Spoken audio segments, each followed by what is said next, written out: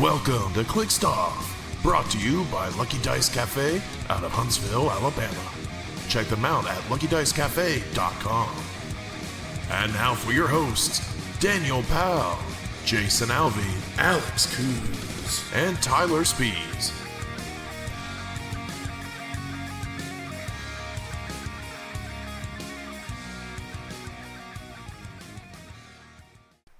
Hey everybody, welcome to Clixed Off today. This is your host Daniel Powell speaking. Just want to let everybody know that Clixed Off is brought to you by TrollandToad.com, the world's largest HeroClix retailer. Find HeroClix new and old on TrollandToad.com and use coupon code CLIXEDOFF for 5% off your HeroClix order. Merchant and pre-order items do not apply. And if you like what you're listening to today here on Clixed Off, check us out patreon.com/ClixedOff. $1 and above gets entered into our monthly giveaways. $5 and above gets entered into our Discord server for HeroClix strategy and tactics discussion. Joining me today is Jason. Have you finally cooled off from the weekend, Alvey? Almost. I started just going to start carrying a giant bucket of ice with me wherever I go, so I can just dip my head into it. Right? Oh my gosh! Yeah, tell me about it. We played HeroClix in the pits of hell over the weekend. Yes, my gosh, yeah. So, obviously today we're going to talk about Roc Cup, put a cap on our weekend that we had there, and then look forward to our next event, which is going to be Origins for me. And Jason, maybe Gen Con if we can talk him into it. I'm stalling here just a second because I'm trying to figure out how to mute my Discord notifications because I keep getting the beep, and I know that comes through on the. I haven't heard any beeps. No, it doesn't come through on your end. It comes through in the recording, and somebody's having a super active discussion. I think in the Roc Discord. See if I can mute that one. Server settings. Mute server. There we go. Let me just go through and do that. Mute server for 3 hours. And then, in case they're having a discussion in the broadcast one, mute server for 3 hours. Okay. Now there should be a bunch of doo-doops, doo-doops, doo-doops. So, we have a lot of cool stuff to talk about from the weekend. But I think there was a glaring. We want to get it out of the way first, right? So that we can talk about the positive stuff. So Howard, I told Howard when he first opened the store in 2018 that the appeal of Roc Cup was going to a hotel and staying in one place and just being able to sit and play in the same place all weekend. Well, little did I know that meant it would also have functioning air conditioning. Now, Roc Cup, that was just taken for granted, right? Yeah, Roc Cup had been warm in the past before, but not unmanageable. But unfortunately, as we found out over the weekend, Howard is shutting down Lucky Dice Cafe, moving to a different location. And I will say this, Howard has to make sure for next year, assuming that, from what he said, everything's going to be the same, as far as having the event and such, Howard has to be able to tell the community that the place that he has hosting the event next year has adequate air conditioning. Yeah. I can't do what I did last weekend again. Yeah, I definitely wouldn't want to. It was miserable. Every time we got out of there, I was just I just felt gross. I had to go back and take a shower immediately. Yeah. So, I know we talk about things, pretty, I don't know, with a lot of a fervor behind them, on being podcasters and whatnot, but really, it was just miserable, and I really think that it affected my play to some extent. Now, as TJ and I did decently well in teams and till we ran into a brick wall and whatnot. But man, it was just so entirely miserable all weekend heat-wise that I don't think I played very well. Now, I often talk about on the show here, like, being ready for environmental factors, like the heat and the time of the day, the length of the day, I should say, making sure that you're fed and watered and that sort of thing. I mean, I was drinking 1.5 gallons of water a day. This was above and beyond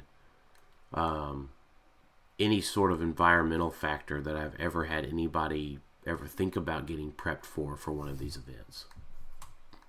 Yeah. I couldn't drink enough. It took me like a couple days after we got back home to level out. Yeah, same, exactly. And it was bad enough that it was on Saturday night after we got done with Sealed. Yeah, after we got done with Sealed, we went to the Mexican place again, Rosie's, and nobody even ordered a beer. We told the lady to just keep bringing pitchers of water. So, if you get a group of us at a Mexican restaurant and nobody wants to have a cerveza with their chips and salsa, you know that it's a problem.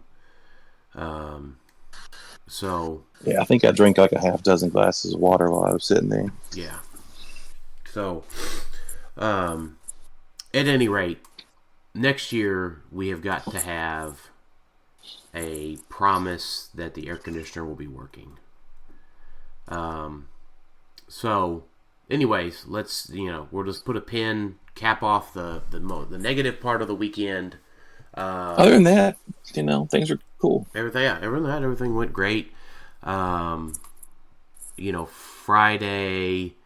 as TJ and I enjoyed the 400 Modern tournament, we didn't actually have to play you guys, so that was good. And then we ended up in top 8. We all three of us lost in top 8. It's one of those things like, was there any strategy or tactics or anything we could have changed? No, we literally just had matchup RNG. Like, TJ should have been the C and Az should have been the A. But we had a good time playing all of those events. It's 400 Modern, right? We do it once a year, basically, where I've done it twice this year. I did it once for Florida, but with a theme variant. So, I mean, it's fun, Yeah, I had fun. Tyler couldn't make it at the last minute, so we had to pick up a person, which wasn't ideal, but he did a good job. We missed out on top 16. I was like 3-1, but we didn't win enough other games. So right, but it was still fun. Yeah, I was kind of glad to get out of there, to be honest. Yeah. I mean, we got the top 16. We won our top 16 match, and then we just lost out in top 8.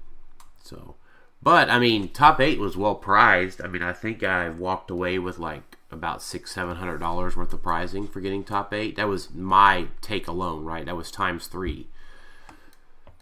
So it's pretty good. Yeah.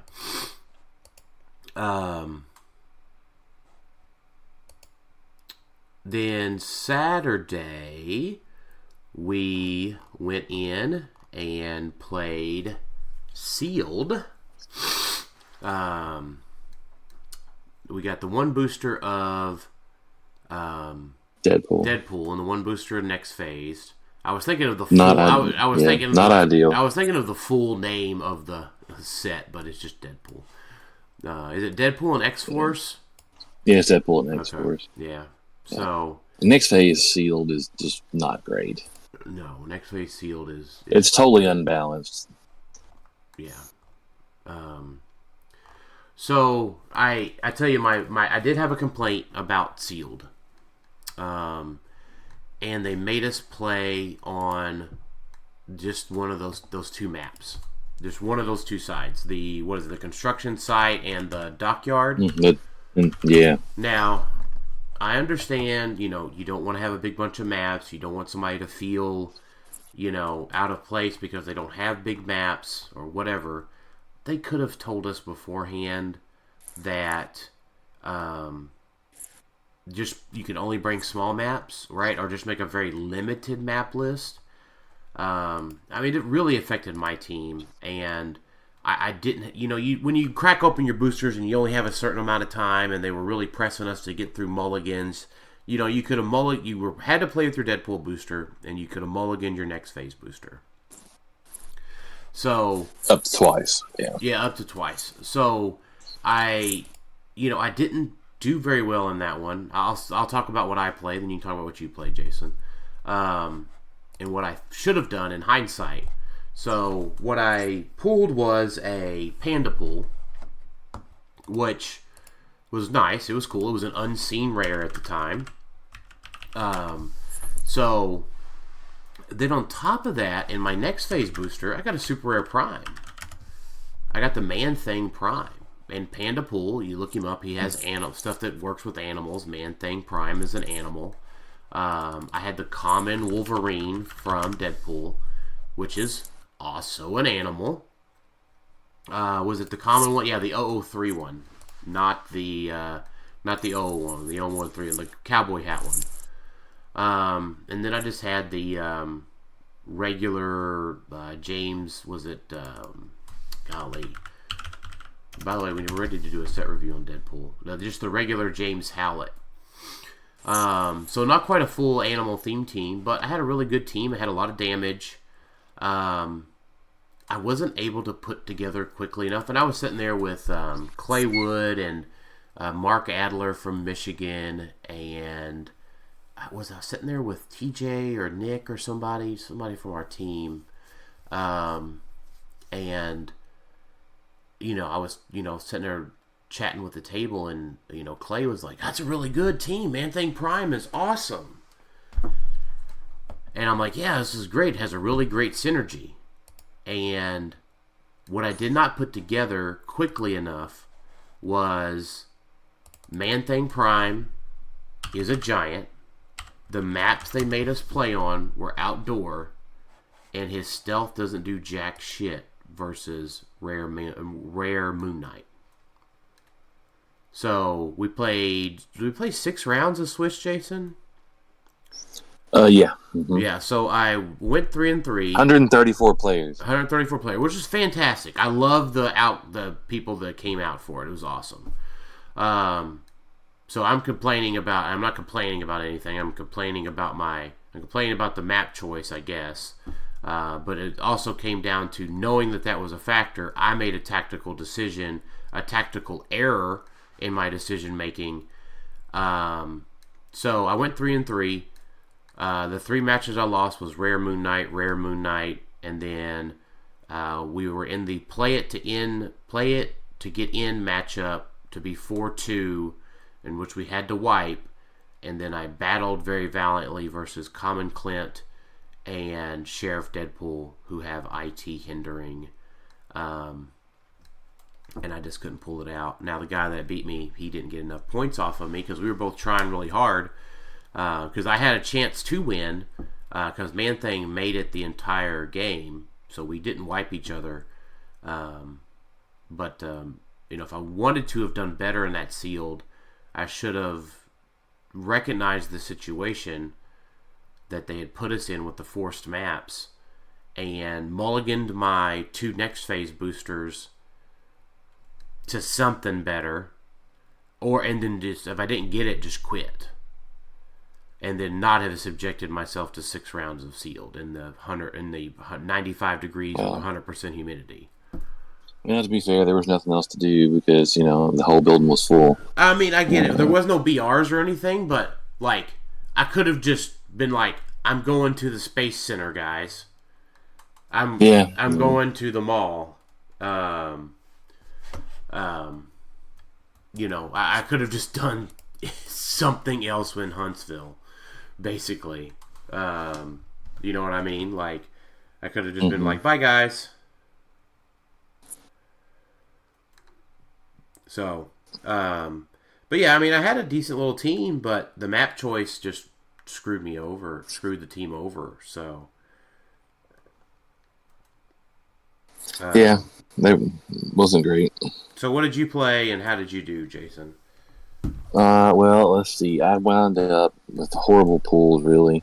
My team wound up being the rare next phase Hulk, the one with the Hawaiian shirt, the common She-Hulk, Kazi, Jack the Queen, the uncommon Yelena, and Forge from Deadpool. Yeah. And I wound up going 3-2. I dropped out after round 5 because I didn't have enough points to make the cut. I lost both my games to Rare Moon Knight.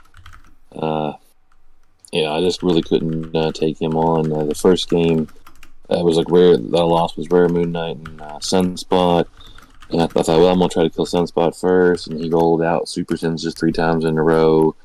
And by the time I took him down, I just couldn't do anything else. He just kept picking me off with Moon Knight. Yeah. The other game against Moon Knight, I had my chance to hit him pretty hard with Jack. Hit him twice, but I rolled a 2 and a 1 on Blades, and then I lost him and a couple other pieces, and it was just out of conceded because there was no way I was going to come back from that. So I missed my chance. Yeah. But I was 3-2. I was 3-2. Oh, you dropped after the 5th round. Yeah, I had a win record, but I dropped because I just didn't have enough points. Because only 1, 4, and 2 was going to make it in. Right. And I didn't have enough points. After that, I didn't kill anything. So there was no point in continuing. So I just dropped and got out of the building. Right. So, yeah, I get that. I mean, it was hot. I mean, yeah.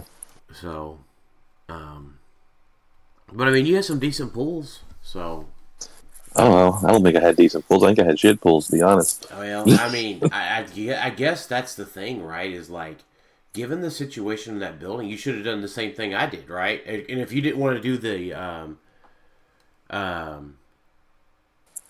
if you didn't want to mulligan, then you probably should have just that was after mulliganing. I didn't realize you mulliganed.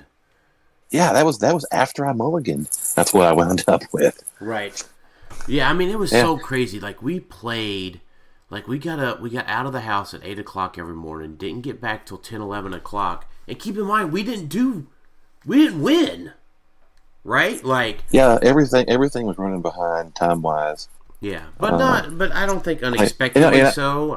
No. I think many people, it's a lot to do. I think I wanted to just drop after, before I started, but there was nothing else to do. You couldn't play BRs because there was no tables. It was full. I know, but we could have just, I don't know, went shopping, right? We could. Well, I couldn't say that. I didn't have a vehicle. Well, I mean, if you and I had both done what we should have, then we could have just went. We could have hit up the town. We could have watched a movie. We could have went and watched a movie.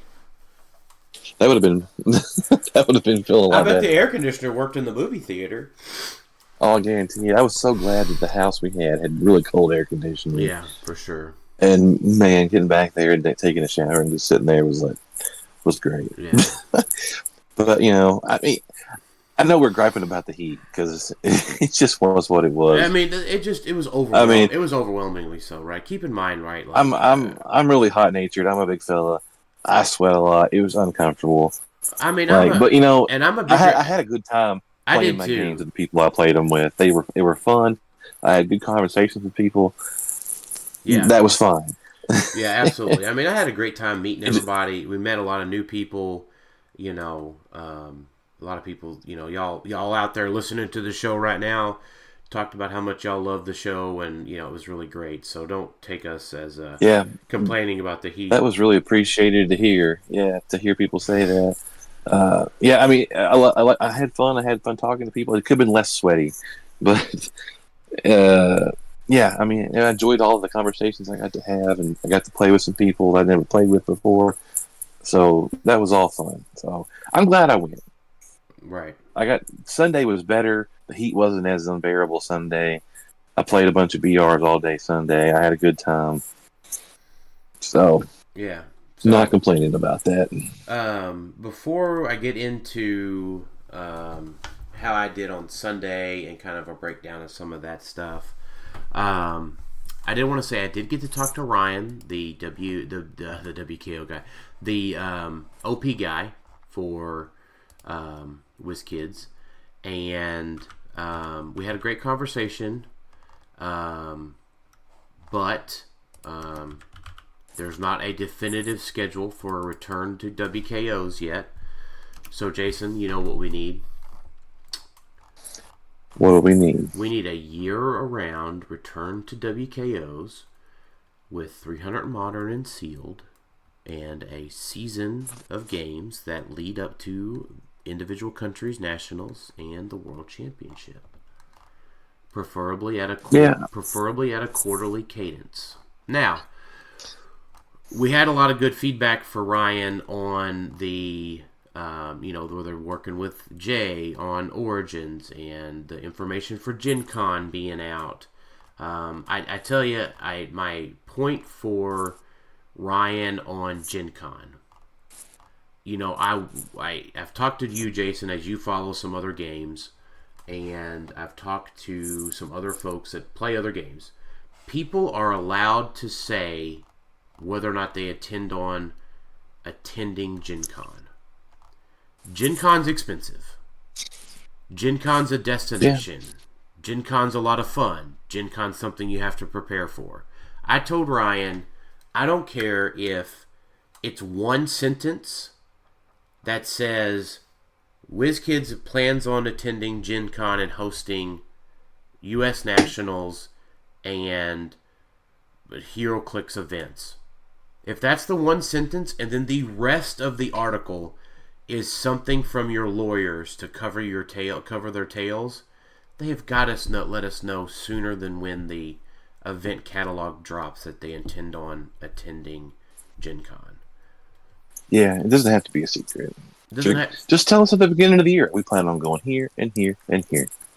Right, and then like I said, if they need another page of stuff from their lawyer to cover their butt, that's fine. Just put that in the article, right? No big deal. Yeah. Put all the legalese in there you friggin' want. I don't care. Right. So, and then at any rate, overwhelmingly great conversation with Ryan. We took lots of notes, lots of feedback, lots of things that can or could happen in the future. We're not getting what we want necessarily, but this year's a big step in the right direction. That's right. Adepticon, Origins, Gen Con, yep, and Worlds. Roc Cup and Worlds, yeah. That's all been that's all better than we had the previous year. Yeah. All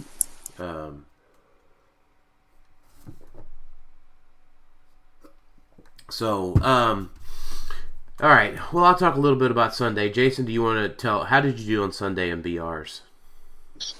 I never got worse than second in a BR all weekend. I played two on Saturday night, and I got 5 in on Sunday, and I think I won 4 and got second in 3. Chomp.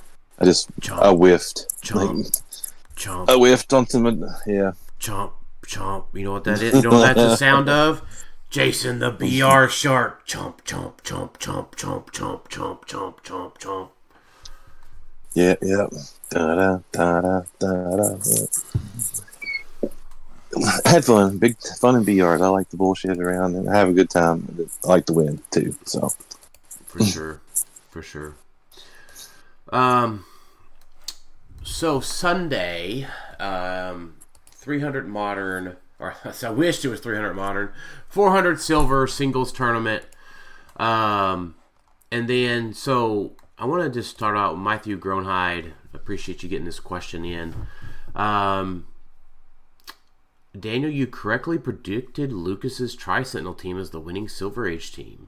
You are correct, I did, and congratulations to Lucas for winning the Silver Age Roc championship, world championship.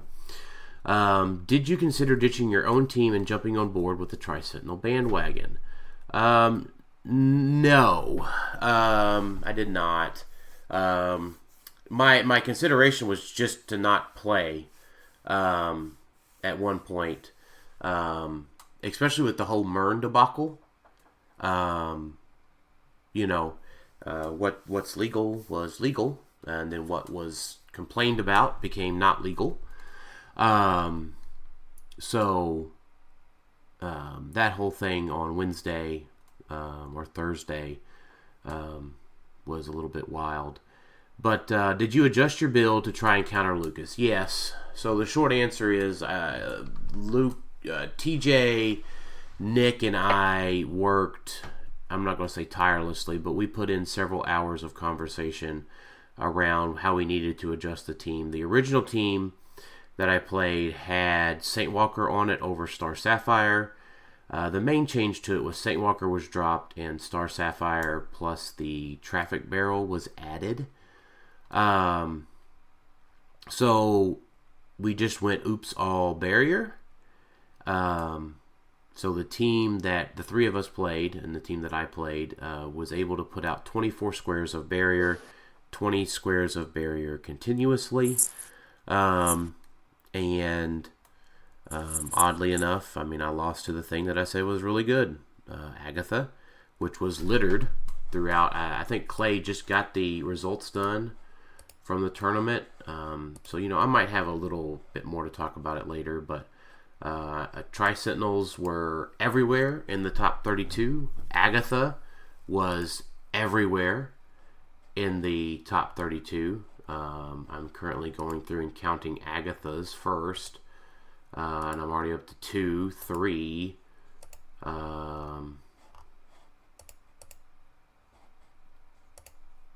4.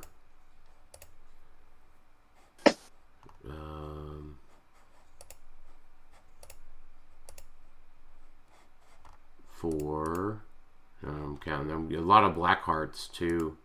There's almost as many black hearts as there was Agathas. 5 black heart or 5 Agathas.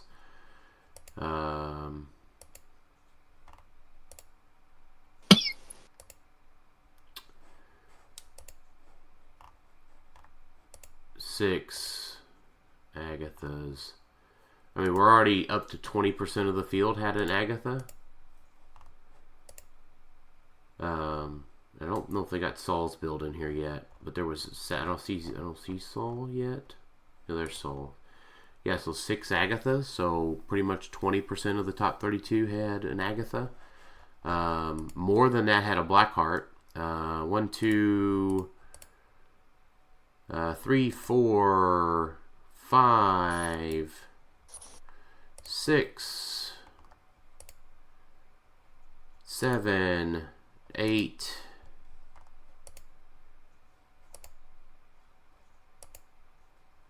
9.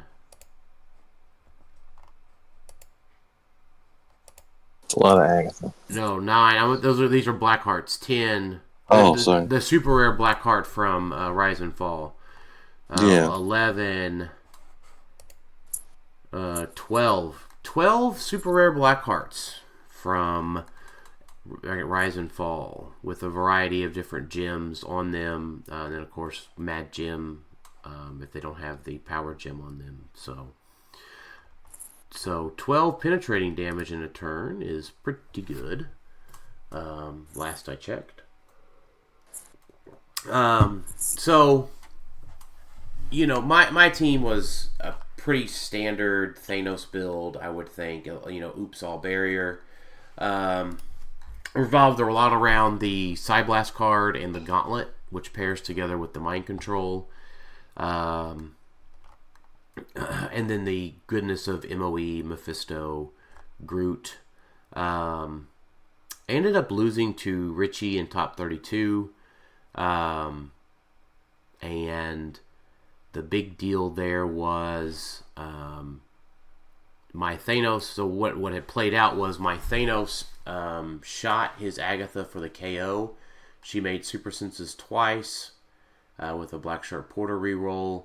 But in hindsight, I had a play to use the Star Sapphire fire hydrant to get rid of the hindering terrain marker that she was in. I'm looking at on the map now. She wouldn't have had a printed hindering underneath of her, so I could have outwitted the senses instead of outwitting the stealth. But those are things that you always find out in hindsight in 2020, or hindsight being 2020. But she made that, and then Thanos died. The final score ended up being 280 to 200, and then Richie and I had a lengthy kind of roundabout there of did I KO his Agatha on last action. Had I KO'd his Agatha on last action, I would have won with Thanos in the gauntlet being KO'd. But I did not. I was one click short on KOing the Agatha. I think the biggest thing in that game was I used the spin ring to spin ring Kong into the rune. And I used a walking wood to flurry Kong to death. So, tree power, baby. So, go ahead. Those little walking woods are always annoying. Yeah, they were really good in that game. So, I messed up, and if I would have won, I would have had to play Lucas in top 16. Now, here's where I will make probably one final comment on the Heat. To have beaten Lucas, I would have had to play a near perfect game. It would have been my 6th round at 85 degrees, 95 degrees, and 100% humidity. I don't think I could have played that game perfectly had I beat Richie. It was just that hot. My dice were sticking to my hands as I rolled them. Like they were catching on my hand and like, bloop, bloop, bloop, like, I don't know how else to say it. Like, imagine they were just like going through honey rolling down my hand. And I don't think it would have worked out that well for me. So, due to the environmental factor. But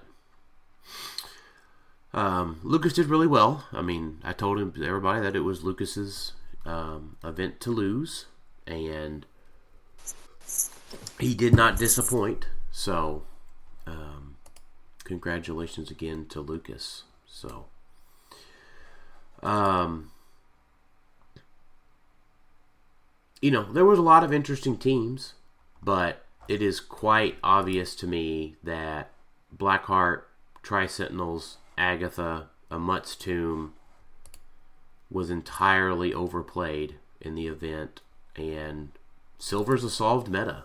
So, I think the only thing would be that would be changing for that would be the Silver theme version, where everything is Highlander and the sideline is a lot lower. So, I realize that there's more ways to probably, there's more than just one way to abuse a Mutt's Tomb. But you lower your Mad Jim sideline, you lower your Mutt's Tomb sideline, because in 4, do you remember the theme rules, Jason? Is it just 1 per 100?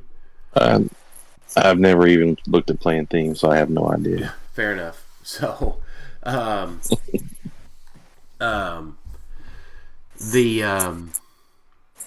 think it's just 4 sideline slots. So you lose a bunch of your options for Mad Jim. You lose a bunch of stuff for, the MOEs. You lose a bunch of stuff for a Mutt's Tomb. Like a Mutt's Tomb takes up 1. Cathan would take up 1.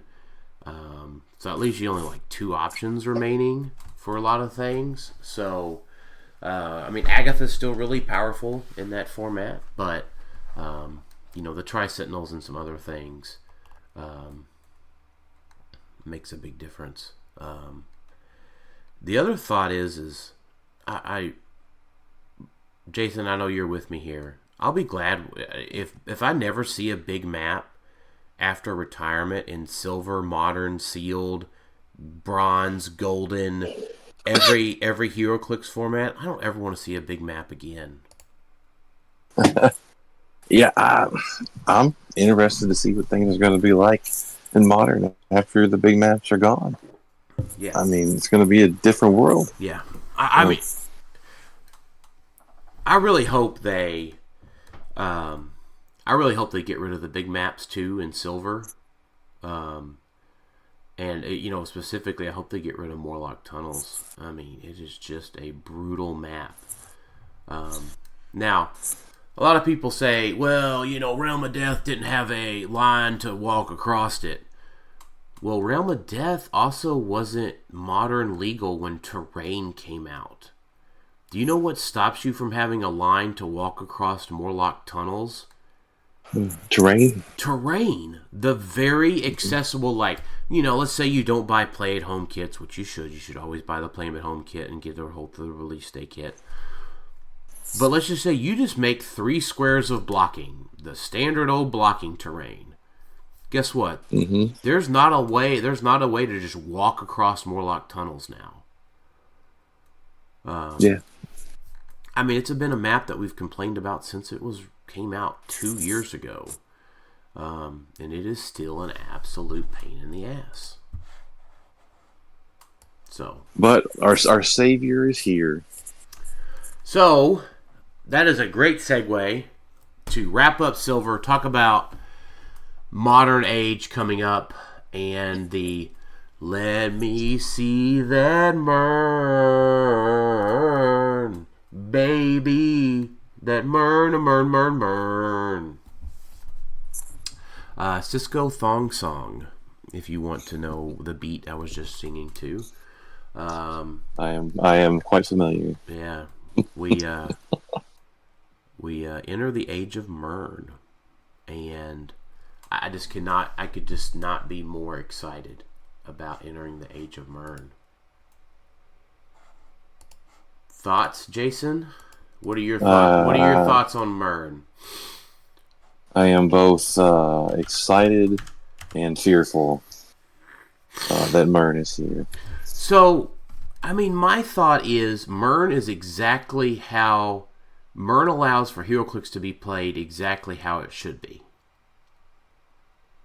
And exactly how I like to play HeroClix. You should be able to just go in, start making attacks, and just rock and roll. I'll say it again, just to make sure that it's on the record again. I do not like playing turtley teams. I play Barrier because other teams hide on maps like Morlock Tunnels. They position themselves to where, it's all about this dance of who's going to get the first hit. Right? The barrier, the map, the stealth, the blocked if you're a Black Lantern, all this stuff, right? Like, it's a pain in the ass. It's not playing the game. It's not playing HeroClix. It's not superhero battles. It's a little maneuvering around on these janky-ass maps with this terrain. Well, you know what? Murn stops all of that. Now, can the meta shift to keywords that don't share with Murn? Sure. I suppose. Yeah, I don't know. It seems hard. Mystical is one that doesn't share keyword. And that's not one of Murn's keywords. Right. But do all those characters have none of his keywords? I don't think that's the case. Yeah. Like Kong is an animal. Ghost Riders, he's not a monster, so he may get around that. Who are you just talking trying to about? Amazon's the big Ghost one. Rider. Ghost Rider is a monster. Yeah. Oh, is the Ghost Rider a monster? The Ghost Rider 048 is a monster. So most of those have some sort of overlap. Amazon's probably the closest thing. Like Spider-Man, like Prime Spider-Man doesn't share a keyword, I think. Right, but Prime Spider-Man doesn't. But the symbiote friends that he has a lot of them have monster. Yeah, that's true. I don't know if all of his Avengers friends share that. I'm sure some of them are soldiers, Hawkeye, Falcon, and the like. Captain America. those guys are all going to be soldiers, spies, that sort of thing. Yeah. Yeah, I was just... But, of course, the cosmic folks, they're all going to be able to be targeted because of Murn. Yeah, I was going to look and see. I was going to look and see if Wong. Well, let's just do this. This is interesting. Yeah. Let's try this. Okay. We go to the meta tab here on units and look at the most played figures. Who doesn't have keywords that Murn has? Right, Porter's obvious. The Porter's obviously white shirt's always targetable. Black shirt may or may not be. That's number 2. Collins number 3. He's definitely getting hit. Blackheart's getting hit. Yep. Yeah, Ghost Rider's getting hit. Ghost Rider is not a monster. But he's a ruler. Murn's not a ruler, so maybe. So Ghost Rider's okay. I thought Ghost Rider was a monster, but yeah, he's not. So Ghost Rider doesn't. That makes sense. Genesis technically does not. Doesn't. Yeah, and Apocalypse doesn't either. Daredevil. But the thing is Surfer. Yeah, but the thing is Genesis brings in all of the monster people. Right? That's true. But your Bruton Warriors were okay, but how many Bruton Warriors have a monster? I mean, right? Yeah, Daredevil, Surfer, Hawkeye, and Hawkeye. They're spies. Surprisingly, Man-Thing at 11 on 30 teams. Yeah, he's a monster though. He's an animal and a monster, so he's double. Up there, Wong we were talking about there. He doesn't get hit. Yeah, Madison and Wong don't. Prime Spider-Man don't. Spider-Man does not. Of course, Mephisto does. Yep. Death Metal Wonder Woman is good to go. Yep. Now, short of she's good to go as long as she's not on an X-Men team and you don't play a Murned X-Man, an X-Man Murn. Well, that's true. So, if Murn can pick up keywords, that's going to be, yeah. Yeah. The Super Rare Spider-Man doesn't. Yep. Miss Marvel also does not. Miss Marvel might. But she picks up a keyword, yeah. She has to pick the right. She has to pick the correct keyword. Pegasus Cap is a soldier and an animal. Yep. Necron, of course, is a monster, and then there's Murn at 22. Yep. And the Black Lanterns are just out of luck. They're all going to get hit. Right. Yeah. Prime Hulk, Elsa. Prime Elsa's good. Prime Elsa's good. Prime Hulk is not. Misty Knight is okay, except for the fact that she's probably making Murn a detective. Probably, yeah.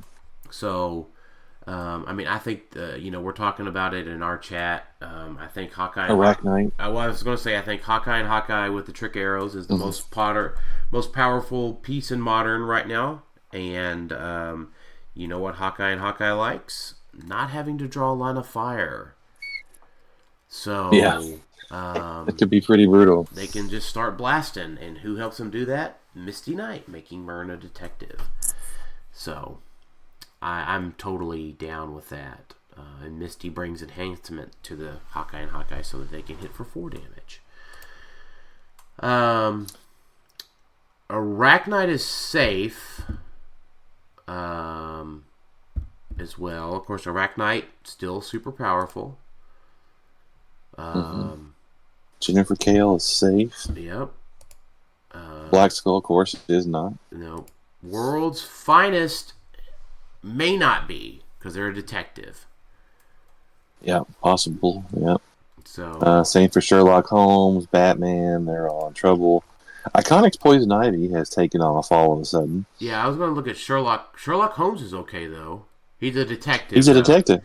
Yeah, I really do think that detective is going to be the keyword that Murn gains, not X-Men. Yeah, I would think so. Yeah, Poison Ivy's okay. Arthur is a soldier. Of course, Venom Thanos is a monster. Prime Batman's cosmic, and so on and so forth. So most of the top 40 figures are targetable. Yeah. Pretty easy. Very narrow.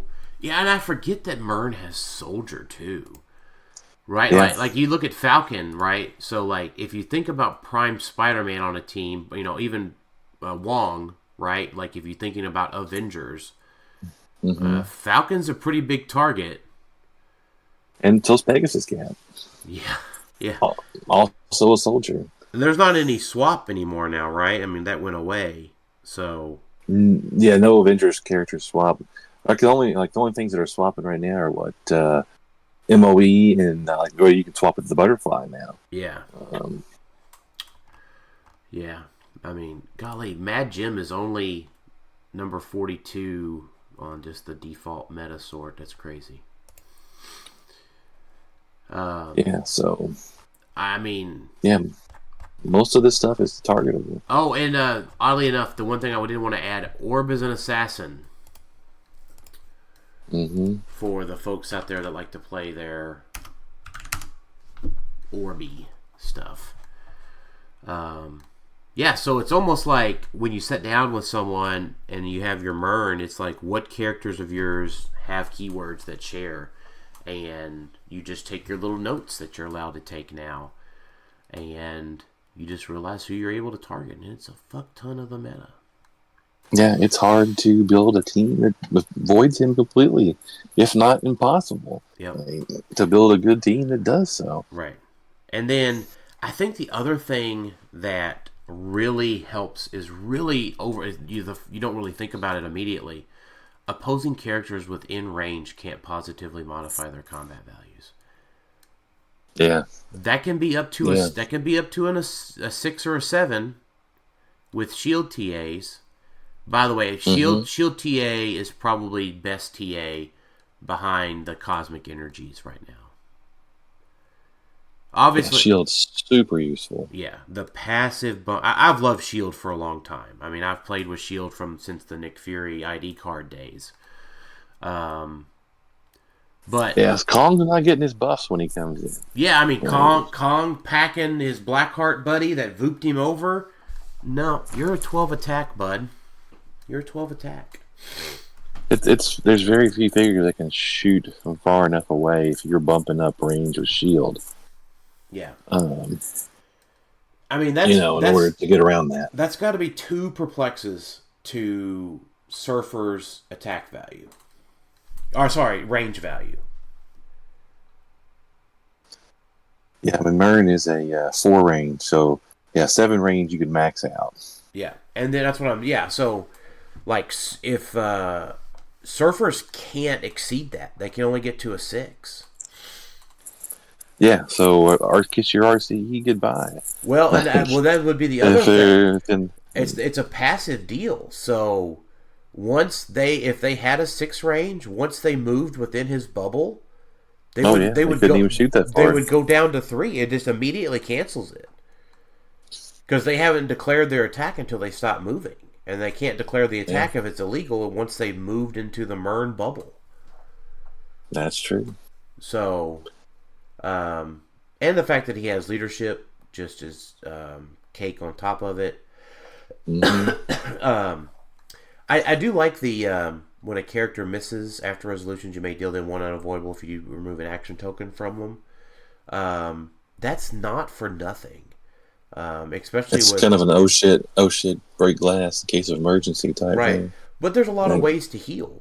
You get to black shirt. I mean, it's mainly black shirt porter, to be fair. Man,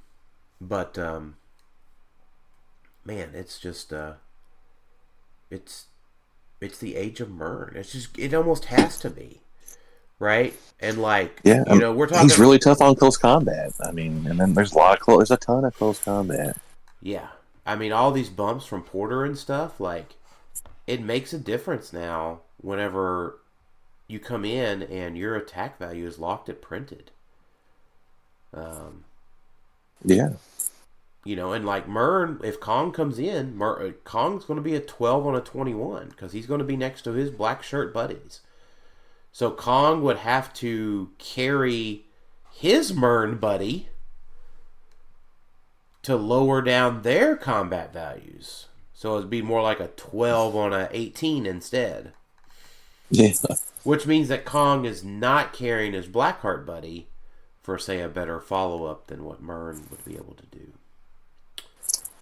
But that also puts the opposing Murn at odds or in danger with the other team. So, I'm excited about it. I think it matters a lot now who gets to go first. It brings a lot back to that.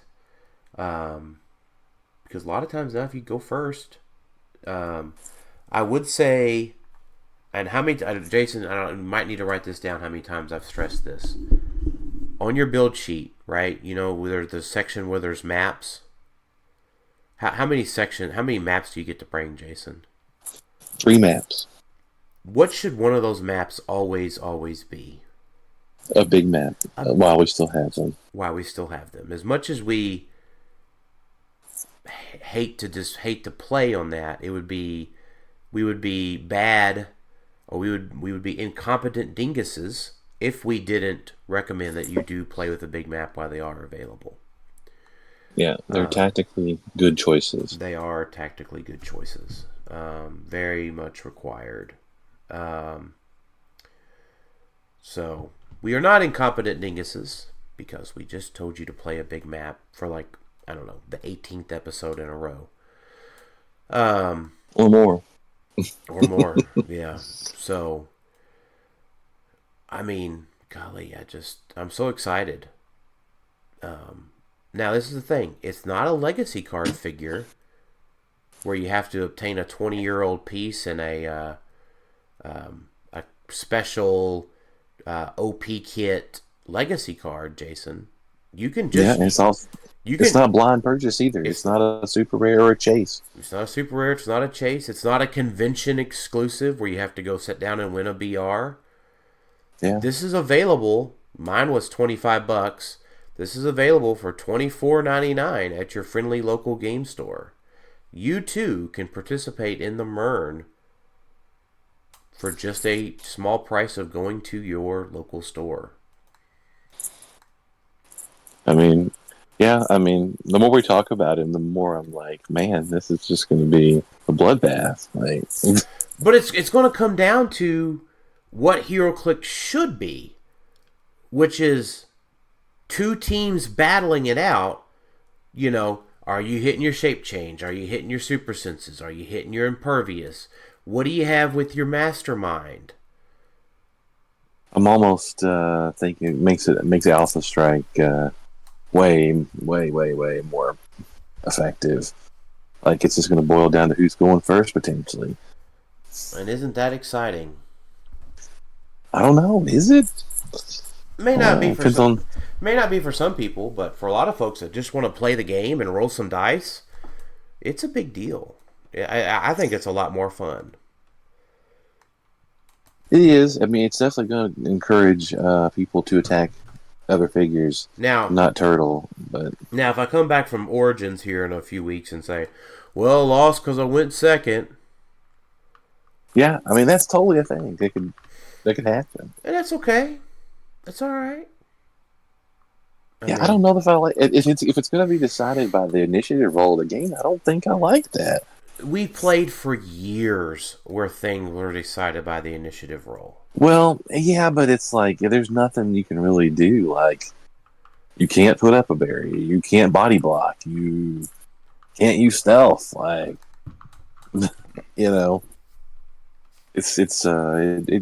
gets by so much stuff. So here's the thing: are we going to see complaints about it and a demand? Oh yeah, a meme, a call to action that people demand Murn be errated? I figure we probably will. Yeah. Maybe I'm wrong, but it just seems inevitable. Oh, it was inevitable, Jason? Yeah, it was inevitable. Yeah. I think it might be inevitable. Yeah. I mean, which is fine. It's whatever. I mean, don't get me wrong. I'll probably play it too. Like, Yeah. I don't know. I just think I think it's really great that we get to engage. I mean, it's whatever. I mean, I enjoyed engaging with Thanos pre-errata. You know. Oh yeah. I mean, I'm all for like rolling dice and making attacks. That's all great. Murn's going to allow you to do that, unless you play the Amazons. Yeah. So are we in a Wonder Woman then? I don't know. I think that's about it, because there's some. You have to be careful that none of your Wonder Woman are soldiers, because that is the thing. But yeah, I mean, there's a lot. Makes me want to look and see. There is a lot of great Wonder Womans that don't require soldier or past, or they're they're not detectives or anything like that. Or well, like we said, the Death Metal Wonder Woman didn't have the keywords. The box set Wonder Woman 3-pack apparently does not have the keywords. Right.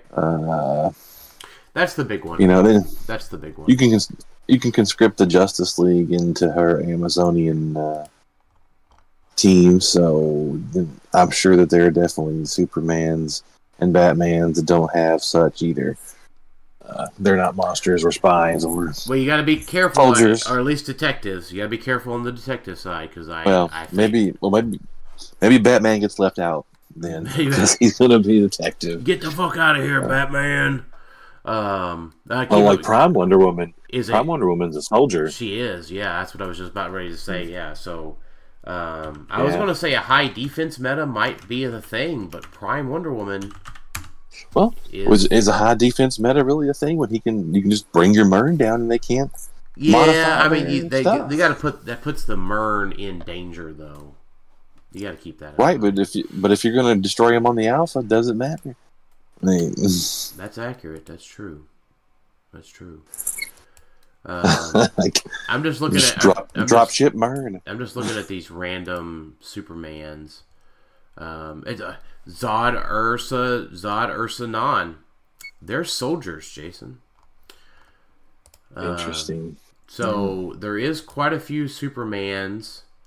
The Superman box set that are iconic Superman. Is he? Yeah, that's what I was thinking. The box set one. He's good. He's good to go. Yeah, they're fine. Rainbow Hand Soup is good. He's decently playable. The Batman Team Up Superman is good to go. He's not a detective, so. It's like Batman's getting left out in the cold. Yeah, I mean, now will every Murn be a detective? No. Do I think the best Murn will be detectives? Yeah, I think so.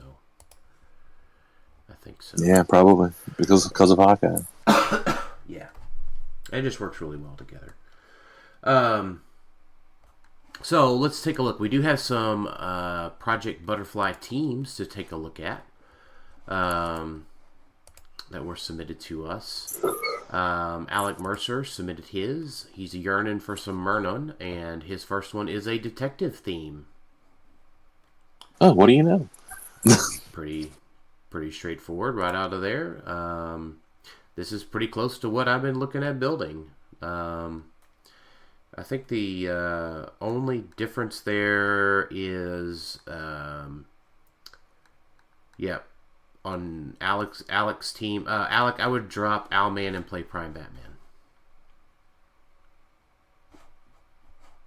And then the rest of what you had looks good.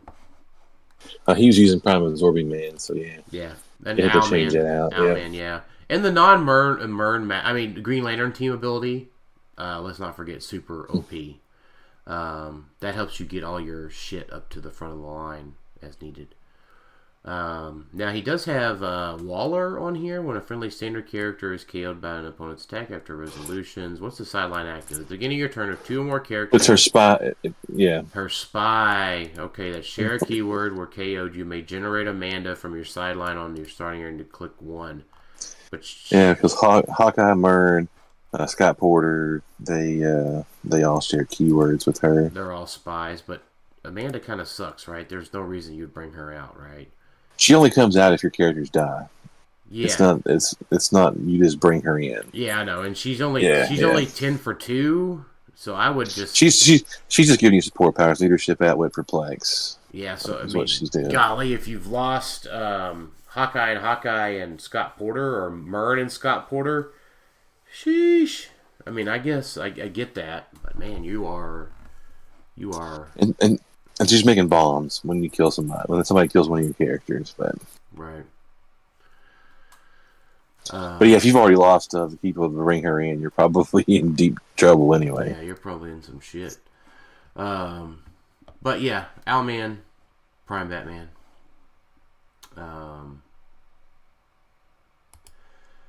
Let's see. Camden Sloan, no hiding.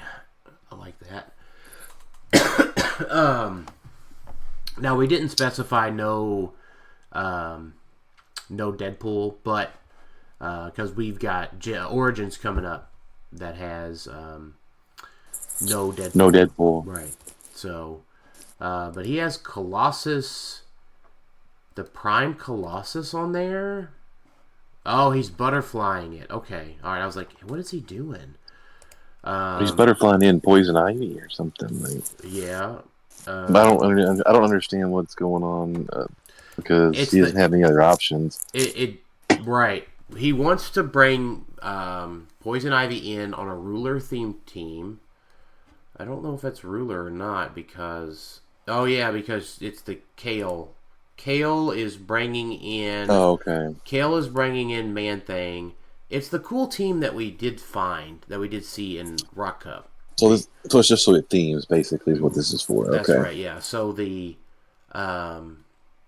Man-Thing generates plants. Poison Ivy generates plants. I think the only thing is, and I don't see where you have any points for it at all, is you need the red ring to be able to put that on Poison Ivy. So that she can do penetrating poison through the vines. Through the plant terrain markers. Yeah, maybe he's just counting on mind controlling cross board like that because he can do that. Mm-hmm. Also, yeah. Well, no, is she able to? Yeah, she's able to make a close attack. She could close. Mm-hmm. She could close attack mind control. Yes. Mm-hmm. That is neat. But yes, I would. I don't know. Maybe Colossus is not the play on there. Maybe Colossus is not the play. I don't know. I understand he's super awesome. Colossus is definitely awesome. Oh, I know why he has it on there. But yeah, he's definitely because he's getting rid of the Battle Fury, right? Yeah. Mm-hmm. Yeah, you can't stop mind control with him out there. That's why he has it. Yeah. Yeah. But that makes sense. I get it. I mean, I get it. I think my feedback in general, and maybe just a tad bit gimmicky. I think Kazar. I don't understand why the Kazar necessarily. If you're just going to mind control across the board, like we could probably do without Kazar. I think so, but is that the only? He's our leadership. Maybe he's the only leadership. Yeah, I think he's the only leadership that the team has. Because I don't see any others, so he's got him on there for leadership. Maybe there's no other option for the ruler leadership. That it feels like that's not true. It feels like I feel like that's not true. Yeah. Yeah, it feels like Black Skull is better. I think Black Skull. Yeah. He just doesn't save points. I was thinking of trying to save points in order to get that red ring on there. Right. Was what I was thinking about. Yeah, I don't think you've got any ruler leaders that are better. Maybe not. I'm going to look just because I'm curious now. Yeah, I'm looking.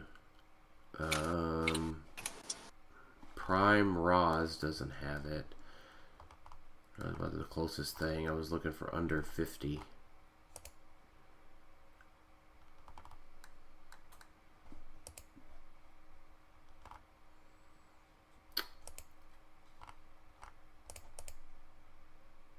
Morgan Le Fay has it. Okay. Oh yeah, well she's 40. That'd get you. That 25-point Black Panther Hell Apocalypse has got it. Oh, so the grand prize. And Genesis. Yeah. So. Yeah, then definitely in that case, drop it down to 40 and put you a grand prize Apocalypse on there, and then put the red ring on somebody. Or you could even get magic, uncommon magic from X's Swords and get a prob. The thing is that Butterfly can't be assigned the red ring because it's a tiny. Oh, he's going to bring it in, so it won't matter. Yeah, so I don't know. I don't think there's anybody that you can give the red ring to because they're not swapping out. Yeah, that's true. Yeah, and you just don't have the points for it anywhere. That's the problem. That's the problem. You probably have to go like a scientist build. But then you don't get the Colossus at that point. Yeah, but you don't get the Colossus. Yeah.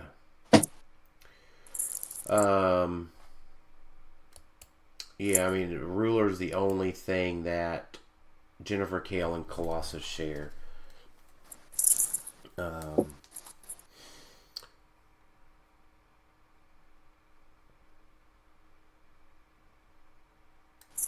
Yeah, I don't see anything else. I mean, I guess he's got it about optimized as you can in that case. I mean, yeah, there's no way to get the red ring on there. But I do think you could swap out Khazar for a grand prize Apocalypse and even just something else on the team, like a like a sword on Man Thing, or give him a little bit. Now he's a giant, so you can't do that. I don't know, a sword on Colossus, right? Give him shape change or something. Yeah, seems better. Just a little survivability. So no way to get the red ring on Poison Ivy, though. I do like it. Also, keep in mind that once you do your swap, then you can activate the +1 attack from Scott Porter. So your Poison Ivy would get the +1. So just make sure to order that correctly. We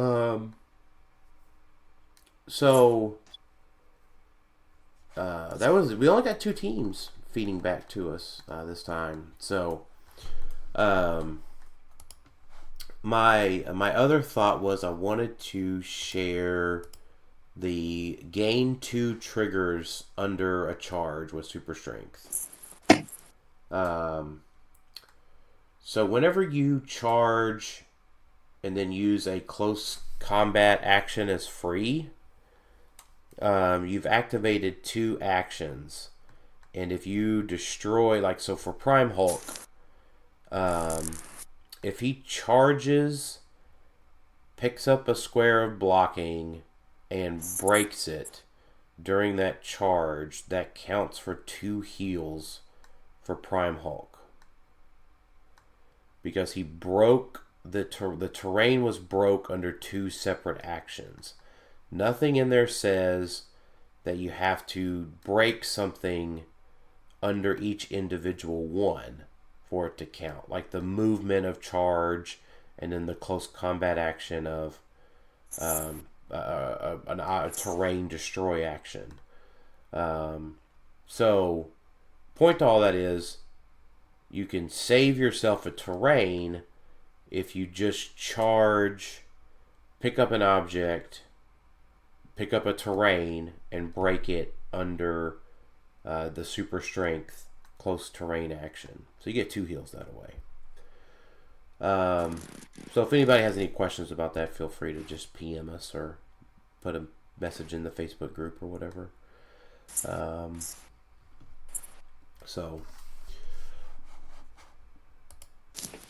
Did we get any other news this week, Jason? Nothing, right? I don't think so. I don't think we got anything else. No. I mean, we're going to do our Deadpool set review soon. So I think we have that whole set now. Almost. We don't have everything yet. Okay, so we're going to have to wait until some of the other unboxings are done. Because I know that the Weapon X Legacy card has not been seen yet. They showed. I saw Krakoa and Hitmonkey today. Yeah. We're still waiting on the Weapon X Chase Legacy card. We haven't seen. I don't think we've seen Deadpool and Death. I don't think we've seen She-Hulk and Wolverine yet, so we still like a little bit. Okay, so a little bit before we can do our Deadpool set review, and then we've got Origins coming up. You're not going to be able to make Origins. Gotta work, unfortunately. But Sam, TJ, and I plan on making Origins. Looking forward to playing in Jay's event there that he's hosting. I know the details are being finalized. Did I just miss this article? Yeah, I guess I did. Forward from 424, the intern wrote an article. Oh, I didn't see that. Yeah, Rylan wrote it. One of the finalists for the fan internship program. I don't think they. I didn't see that anywhere. Yeah, it was 300 Pulp Assassins. Interesting. Okay. What's the team? What's the build? Yeah, it's just I'm reading. It's on the website. So the Pulp version is the Rare Raz, Deadshot, Deathstroke, Orb, Raven, Starfire. So that's all Starfire. Yeah. So okay. It's the Deadshots shoot through everything. Okay. And then Deathstroke gives out the Titans his keywords. And then in the modern, he's playing nearly the same thing, but he's adding Prime Talon, Deadshot, Red Widow, 2 Manta Goons, and the Cordian Thunderer. That's neat. He didn't include Scott Porter, though. One more team to get you thinking. Pog Prize, Prime Talon, and Black Manta with the Hell Cycle. So, I guess that came in the week that we were getting ready to prep for Roc Cup. So, well, that's a great article, Rylan. So, that way I was just looking at the news and just saw that up, and I was like, we have not talked about that at all. I want to blame the Facebook algorithm for not showing me that. Yeah, for sure. So, but yeah, I mean, we're still pending the schedule for Origins, but that's fine. We know something's going to be happening. Jay does plan on coming on the show. Jay Major does plan on coming on the show as soon as we've got something. As soon as he has something finalized for the schedule. All right, Jason, any final thoughts today? I'm glad I went to Roc Cup. It was. Despite the heat, I had fun. Got to see a lot of people, talk to a lot of people that hadn't seen in a good while. Buc-ee's was fantastic. I ate way too much brisket. And I guess I'm just looking forward to the next event. I guess, which is good for me. It's going to be Gen Con. I don't think States is going to be early this year, so right. Yeah. So I guess I'm glad to get back to modern age. Oh yeah, for sure. Yeah, we didn't mention that, right? We got several messages, probably about 5 or 6, of folks that went to Buc-ee's based on our recommendation, and they all came back glaringly positive. So I'm glad y'all did enjoy some extracurricular activities down there in Huntsville. And then, yes, besides the glaring and oppressive heat, I did have a great time meeting all of y'all. I had a great time playing in Huntsville. I, too, am glad to be back to 300 Modern, entering the age of Murn, and looking forward to seeing everybody that is going to be at Origins Game Fair the middle of June. And thanks, everybody, for listening to Clixed Off today, and we'll talk to y'all next time. Later. Hey, everybody. Are you there? Are you listening? Are your headphones still working? They are actually working. Welcome to this episode of Clixed Off After Dark. So I wanted to talk a little bit more about Murn and Murn's impact on the meta, and kind of what that looks like, and talk about some of the things that Jason and I talked about on the show, specifically in regards to, you win initiative, you lose. Or you win. You win initiative, you win. You lose initiative, you lose. So Jason brought that up, and, we're very familiar with that. I think, though, people haven't quite realized the change to the rules and what not so fun situation that has created in the meta the past year. So at the release of the Spider-Man Beyond Amazing set, I'm sure as everybody is aware, we got new rules. One of those changes was the change to initiative. Specifically, it changed from really a map roll to an initiative roll. So, if you win the initiative roll, you get to determine whether or not you go first or pick map. Well, really what that has turned into is if you win map and want to go first, that by and large means your opponent picks some crazy map, a big one, right? Or some crazy one like, the Daily Bugle Indoor, or the, Morlock Tunnels, even the Chemical Plant. I use that one. I mean, I'm guilty of this too. I have to do it, right? So I think the big thing that it's turned into is initiative roll means you have to play on some goofy ass map that requires like advanced calculus to play. Can I even reach? Do I have to move up any? Will the right tarot card flip so I can get the extra reach that I need? It's all about reach. It's all about navigating this map with terrain on it, like we were talking about on Morlock Tunnels. So the initiative roll has really meant to be, either you get to strike first using advanced calculus, or you get to defend yourself on some obstinate map. And that'll probably be throughout all of Silver, unless they get rid of big maps in Silver, which I hope they do.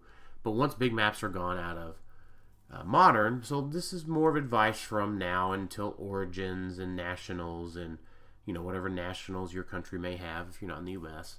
And then Nationals at Gen Con for the U.S. and then Worlds. It's just some obstinate map if you want to go first. And it makes the game hard. So let me explain. So a lot of people would say, well, that shows the skill of the player and, all of this other stuff. Yeah, sure, it does. No doubt. But the thing is it's not so much skill as it just is calculation, right? You have to make sure your map, your team can go through Morlock Tunnels on this certain situation, and you have to do the advanced calculus every game, and depending on where they place their figures and where their barriers placed and all this other stuff, and it just becomes this minutia calculus, just everything you've got to decide to get across the map to, get some attacks going. Here's the thing. Murn balances that equation. So now it's go first, get your shots in, see what happens. Let's go. Let's play some HeroClix, right? And, and like I said in the show, I fully realize that means if I lose initiative, it's probably same thing's going to happen to my team, and I get that.